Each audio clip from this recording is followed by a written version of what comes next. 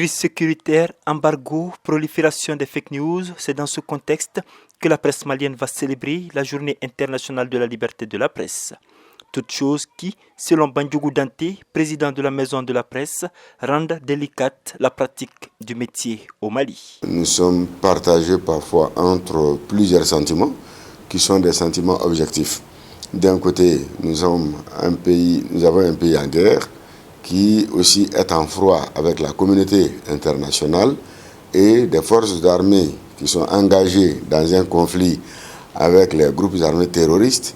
Et les journalistes doivent pouvoir exercer dans cet environnement avec le pays dans le cœur, en tenant compte de la pertinence et de la gravité de la situation pour ne pas se retrouver banalement sur un terrain politique qui n'est pas son terrain, alors qu'il est appelé à commenter, à donner l'information politique et non à être un acteur.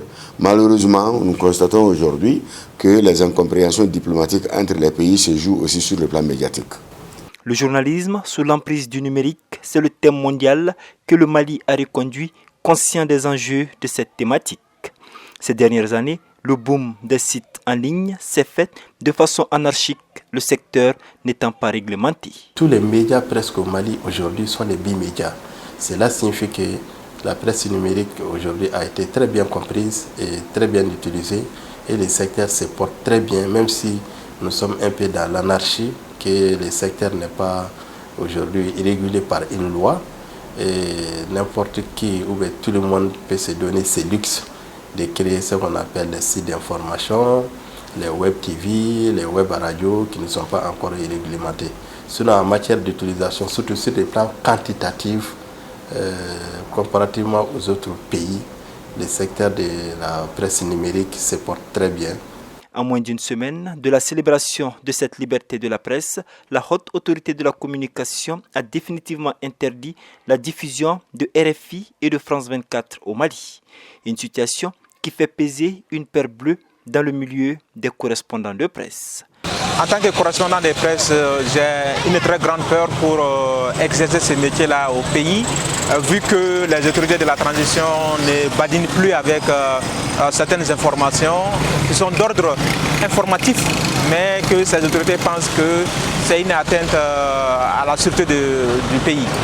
Mais que pensent les populations de la presse locale et de ses prestations? La presse tend vers la professionnalisation, mais là où elle perd de l'aura, c'est quand les hommes de presse ne sont pas indépendants. Chacun, selon son angle de vue, définit cette liberté d'expression. Mais quand il s'agit du Malien, il n'y a pas de liberté d'expression. Il y a une presse de clan. Tous les journaux sont tendanciers. Tous les journaux défendent un point de vue, un truc.